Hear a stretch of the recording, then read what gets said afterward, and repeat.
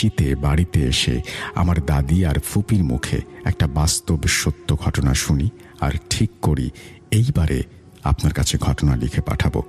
ঘটনা শুরু করার আগে ছোট্ট করে আমার পরিচয়টা দিতে চাই। আমার নাম মোহাম্মদ সাদিদ সাদনান। আমি একজন 2025-26 সেশনের অ্যাডমিশন ক্যান্ডিডেট। কোচিং করছি রাজশাহীতে। আমার বাসা মেহেরপুর জেলার গাংনী উপজেলার হোগলবাড়িয়া গ্রামে।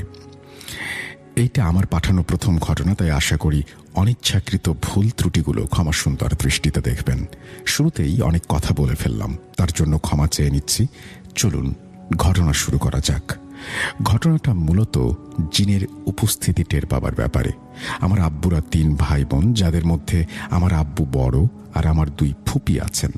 তাদের মধ্যে আমার ছোট ফুপি আমার মতো স্বাভাবিক হলেও আমার আরেক ফুপি ছোট থেকেই কথা বলতে পারত না। জন্মের পর যখন বেশ কিছু বছর কেটে যায় কিন্তু ফুপি কথা বলে না, তখন আমার দাদু দাদি ডাক্তার দেখানো শুরু করেন। এইখান থেকে ওইখানে, কখনো ঢাকা তো কখনো রাজশাহী, কখনো অন্য কোনো জেলায়। নামি দামি সব ডাক্তার দেখানোর পরেও আমার ফুপির কোনো ধরনের সমাধান হচ্ছিল না।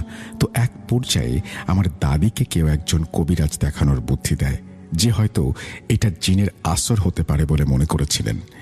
এরপর কবিরাজি চিকিৎসা করানো হয়, কিন্তু তবুও কোনো সমাধান হয় না। এমন অবস্থায় আমার দাদু এক লোকের খোঁজ পায়, যিনি জিনের সাথে কথা বলতে পারেন, এমনকি বেশ কিছু মানুষের চিকিৎসা করে সুস্থ করে তুলতেও সক্ষম হয়েছেন, যার মধ্যে একজনের চিকিৎসা আর উপকার আমার দাদু নিজের চোখে দেখেছেন তার ব্যবসার সময়। দুঃখিত, ঘটনা অনেক পুরনো হওয়ার কারণে লোকটির নাম কেউ মনে করতে পারছিল না, তাই ঘটনার সুবিধার্থে আমি তার নাম ধরে নিলাম সামাদ।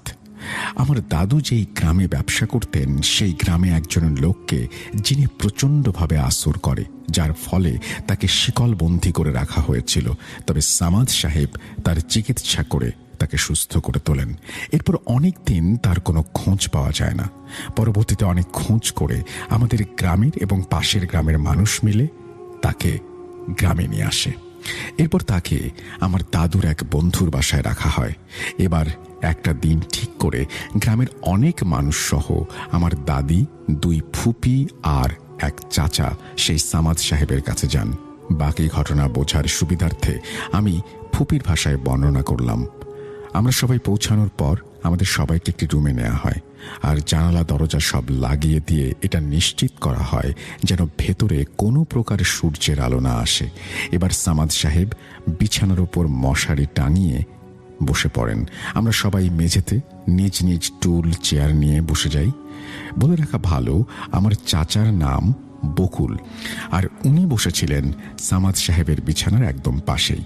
এইবার আসন শুরু হয়। সামাদ সাহেব কি যেন পড়তে থাকেন আর আমরা সবাই অনুভব করি জানালা দরজা সব নড়ছে। আমি ঠিক জানালার পাশেই ছিলাম, অনুভব করলাম কিছু একটা জানালা দিয়ে ভেতরে প্রবেশ করলো এবং শব্দ হলো ধাপ করে। চারিদিকে অন্ধকার, কিছু দেখা যাচ্ছে না, কিন্তু আমরা সবাই বিষয়টা অনুভব করতে পারছিলাম আর বুঝতে পারছিলাম, হ্যাঁ, জিন এসেছে। জিন ছিল 2 জন। তো তারা ভেতরে প্রবেশ করার সাথে সাথেই সমগ্র রুমে এক অসাধারণ সুন্দর আর মিষ্টি একটা গন্ধে ভরে গেল। কি যে সুন্দর সেই গন্ধ! এমন সুন্দর সুবাস আমি আমার জীবদ্দশায় দ্বিতীয়বার পাইনি। এইবার কথোপকথন শুরু হলো। কথা বলছিল সামাদ সাহেব আর বাকি 2 জিন। তারা মেয়ে জিন ছিল, আর কি যে মধুর কণ্ঠ ছিল তাদের! এমন কণ্ঠ আমি আগে কখনো শুনিনি। তারা খুব সুন্দর করে কথা বলছিল, হাসাহাসি করছিল, একদম স্বাভাবিক মানুষের মতো সবকিছু।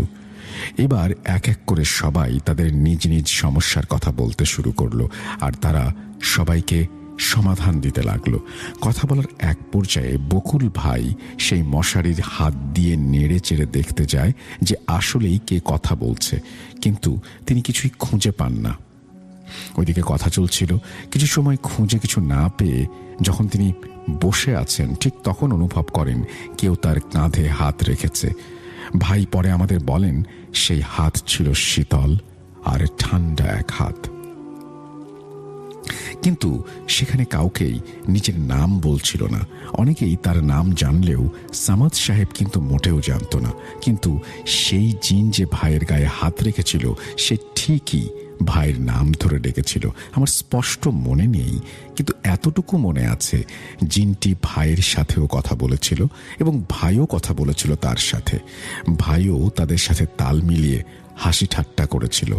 এরপর আমার বড় বোনের সমস্যার সময় আসলে সব কিছু তাদের খুলে বলা হয়, কিন্তু তারা বলেন এটা কোনো জিনের কারসাজি বা জিন ঘটিত ব্যাপার না।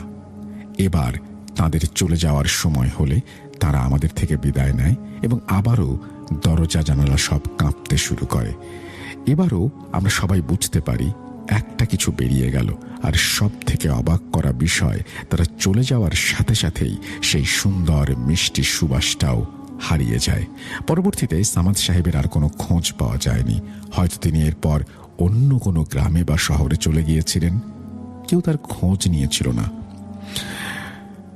কতটা ভয়ের জানি না, কিন্তু যখন শুনেছিলাম তখন আমার মধ্যে এক তীব্র উত্তেজনা আর ভয় কাজ করেছিল। আফসোস একটাই, আমার ফুপির সমস্যার পরবর্তীতে কোনোভাবেই কোনো সমাধান করা যায় নাই।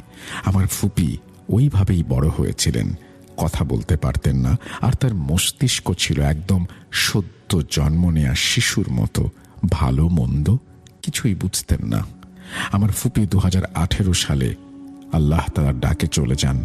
আমরা তার আত্মার মাগফিরাত কামনা করি। ঘটনাটা ভালো লাগলে পড়ে শোনানোর অনুরোধ রইল। আর